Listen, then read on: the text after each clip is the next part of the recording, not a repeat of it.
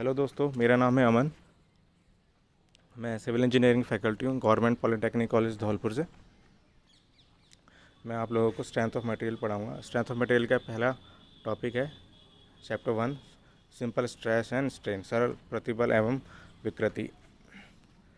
तो इसमें देखिए, अब स्ट्रेंथ ऑफ मटेरियल पढ़ने के लिए हमें पहले ये पढ़ना पड़ेगा कि मटेरियल्स की प्रॉपर्टीज़ क्या होती हैं, कितने तरह के मटेरियल्स होते हैं, इन सब के बारे में बेसिक चीज़ें हमें पता होनी चाहिए, परिभाषाएं पता होनी चाहिए। ठीक है, तो स्टार्ट करते हैं। देखिए, टाइप्स ऑफ मटेरियल से यहाँ 3 तरह के मटेरियल बता रखे हैं: इलास्टिक, प्लास्टिक, रिजिड। प्रत्यास्थ पदार्थ, सुगठित पदार्थ और दृढ़ पदार्थ। अब इलास्टिक मटेरियल से मतलब है, इलास्टिक क्या होता है? कोई भी हम फोर्स लगाएंगे, किसी को खींचेंगे मटेरियल को, और हमने फोर्स उस पर हटा दिया, जो बल लगाया था वो हटा दिया बल, तो वो अपनी पुनर्वस्था में आ जाएगा, यानी ओरिजिनल पोजीशन पे आ जाएगा। ठीक है। प्लास्टिक मटेरियल क्या होता है? प्लास्टिक मटेरियल की बात करेंगे तो प्लास्टिक मटेरियल में क्या होता है, कोई भी किसी भी मटेरियल, मान लो कोई चीज़ मटेरियल ले लिया हमने, उसको हम फोर्स लगा रहे हैं तो वो अपनी ओरिजिनल पोजीशन पे नहीं आ पाएगा फोर्स हटाने के बाद भी। और रिजिड मटेरियल हो गया, हम कितना ही फोर्स लगा लें किसी भी मटेरियल पे, वो अपनी शेप को चेंज नहीं करेगा। इलास्टिक मटेरियल तो ये हो गया कि, दोबारा से पढ़ते हैं, इलास्टिक मटेरियल तो ये हो गया कि उसकी शेप में चेंज होता है लेकिन वो ओरिजिनल शेप में आ जाता है after removal of load. Plastic material हो गया, बिफोर एप्लीकेशन ऑफ लोड उसकी जो शेप रहती है वो शेप नहीं रह पाती आफ्टर रिमूवल ऑफ लोड। ठीक है। रिजिड मटेरियल, उस पर कितना ही फोर्स लगा लो उसकी शेप चेंज नहीं होगी। ये चीज़ समझ लीजिए आप। ठीक है, ये 3 चीज़ें हैं बेसिक इनके बारे में, मटेरियल्स के बारे में, और कुछ नहीं है। ठीक है, अब देखो मटेरियल्स के प्रॉपर्टीज़ के बारे में पढ़ते हैं हम। सबसे पहले इलास्टिसिटी क्या होती है, देखिए यहाँ पे आपके सामने डेफिनेशन लिखी हुई है। जब किसी वस्तु पर कोई बाह्य बल यानी एक्सटर्नल फोर्स लगाया जाता है तो उस वस्तु के आकार या रूप में परिवर्तन होता है। ठीक है, इस बल को हटाते ही वस्तु पूर्व अवस्था में आ जाती है, तो ऐसे पदार्थों को प्रत्यास्थ कहते हैं और इस गुण को प्रत्यास्थता कहते हैं। ठीक है, तो इलास्टिक मटेरियल, एक इलास्टिसिटी वो प्रॉपर्टी होगी किसी भी मटेरियल की जिसमें अगर हम लोड लगाएं, लोड को अप्लाई करें तो उसमें कुछ ना कुछ विरूपण यानी डिफॉर्मेशन हो जाएगा, और वो विरूपण जो डिफॉर्मेशन होगा वो ख़त्म हो जाएगा जब हम उस पर लोड हटा लेंगे। ठीक है, इलास्टिक मटेरियल हो गया है। अब कोई भी इलास्टिक मटेरियल देख लीजिए आप, बहुत सारे एग्जांपल्स हैं इनके। एग्जांपल्स की बात करें तो जैसे हमारा इलास्टिक बैंड हो गया, जो हम यूज़ करते हैं काफ़ी वस्तुओं में, उस पर हम लोड लगाते हैं, खींचते हैं, उसे खींचने के बाद उसको हम छोड़ देते हैं तो अपनी ओरिजिनल शेप में आ जाता है। दूसरी डेफिनेशन प्लास्टिसिटी के बारे में पढ़ते हैं, यहाँ पर आइए। ठीक है, पहली डेफिनेशन होगी और दूसरी डेफिनेशन पाइए प्लास्टिसिटी।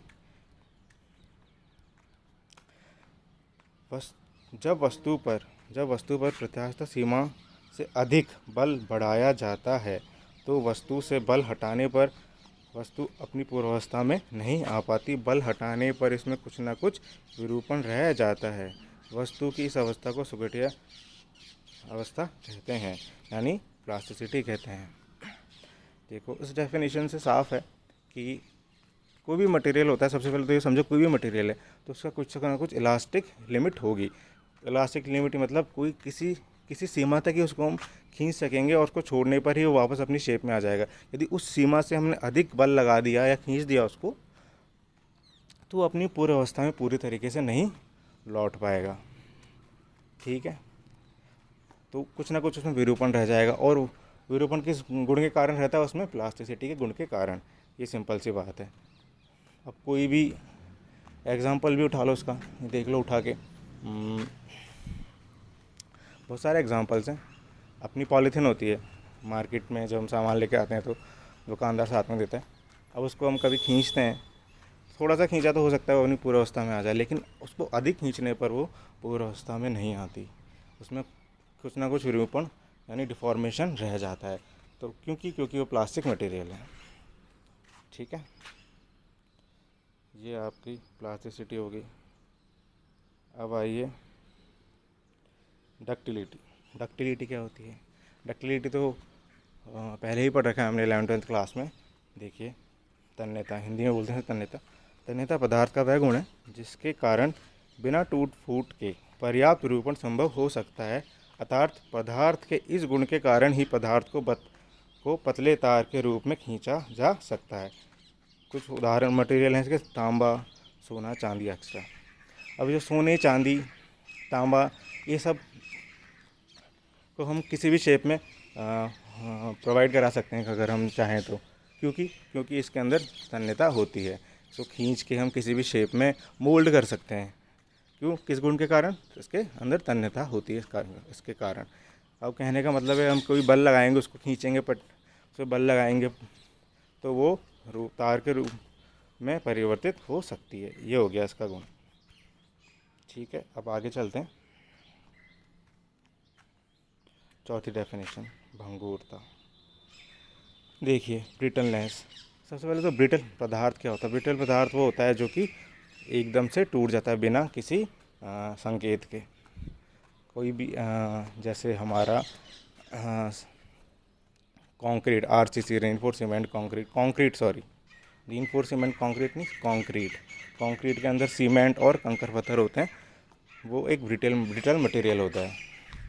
ठीक है, देखो उसके डेफिनेशन पढ़ते हैं। पदार्थ के ये गुण तन्यता के विपरीत है, या अर्थात इस गुण के कारण पदार्थ पर बढ़ा बल लगने से, चोट लगने से बिना किसी खराबी के टुकड़े टुकड़े हो जाते हैं।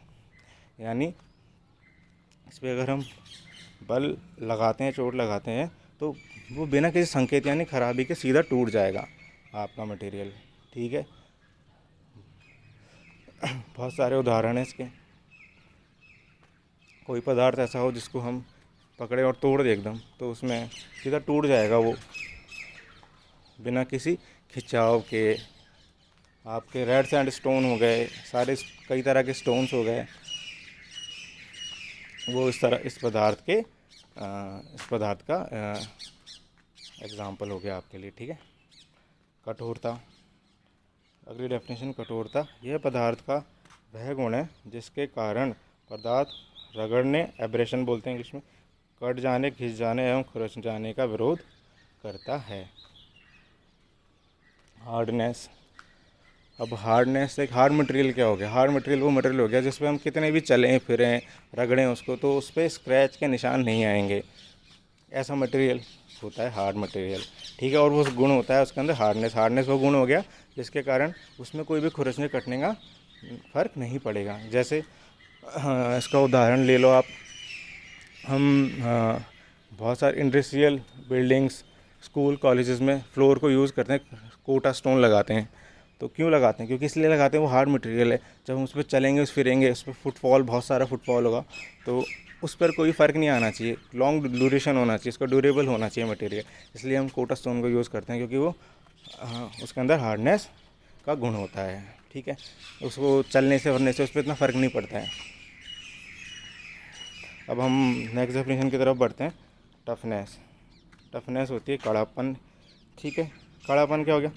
इस गुण के कारण पदार्थ टूटने से पूर्व झटकों धक्कों का विरोध करता है, अतः संरचना एवं मशीन के उन अवयवों में जिन पर झटके एवं कंपन लगते हैं, जिनमें कड़ापन का गुण आवश्यक है। ओके, कड़ापन हो गया किसी भी वाइब्रेशन को रोकना। ठीक है, झटकों वटकों को रोकना। और जब हम मशीन चलाते हैं, मशीन जब स्टार्ट करते हैं, तो उसमें मान लो मोटर घूम रही है। अब मोटर के कारण क्या होगा? मशीन में वाइब्रेशन प्रोड्यूस होगा। अब उस मशीन के अंदर जो पदार्थ है, उसके अंदर कड़ापन की आवश्यकता होना बहुत ज़रूरी है। क्यों? क्योंकि उसके अंदर अगर मान लो झटकों को झेलने की क्षमता नहीं होगी, तो मशीन बहुत जल्दी टूट जाएगी। जिस चीज़ के लिए वो बनाई गई वो काम में उपयोग नहीं ले पाएंगे हम। इसलिए उसमें कड़ापन होना बहुत ज़रूरी है। ओके, ठीक है, आगे बढ़ते हैं टैनिसिटी, दृढ़ता की तरफ। तनाव में किसी पदार्थ को तोड़ने के लिए जिसमें उसमें जितना अधिकतम विरोधी बल उत्पन्न किया जा सके, उस पदार्थ के गुण को दृढ़ता कहते हैं। अब देखो क्या लिखा है। तनाव में किसी पदार्थ को, यानी जो फोर्स होना चाहिए वो टेंसाइल फोर्स होना चाहिए, तनाव, इफ बल, ठीक है। अब उसको तोड़ने के लिए जिसमें हम उसको मैक्सिमम बल लगा देंगे तो उसको हम बोलेंगे टेनेसिटी, ठीक है। यानी उस पर जो मैक्सिमम पॉइंट होगा, देखो एक ग्राफ बनता है इसका, मान लो ये है और ये, ठीक है। ये तो हो गया P अप्लाइड लोड, ये हो गया इसके अंदर डिफ्लेक्शन, ठीक है। ये तो हो गया P और ये हो गया डिफ्लेक्शन, ठीक है। अब ये देखिए ग्राफ इस तरह से आता है, माइल्ड स्टील होता है मटेरियल, ग्राफ इस तरह से आता है, ठीक है। अब इस पॉइंट पर आकर वो टूट जाता है, इस पॉइंट पर आकर वो टूट जाता है। अब इसके अंदर का जो एरिया है उसको हम बोल देंगे टेनेसिटी, ठीक है। यानी इस पर हम जब टेंसाइल फोर्स लगाएंगे तो इस पॉइंट पर आकर वो टूटेगा, तो ये मैक्सिमम उसका फोर्स हो गया जिस पर आकर वो टूटेगा, और इसको हम बोलते हैं हम टेनेसिटी, ठीक है। ओके, यानी जो मटेरियल की मैक्सिमम स्ट्रेंथ होगी वो कहलाएगी आपके लिए एक तरीके से टेनेसिटी। ओके, स्टिफनेस होता है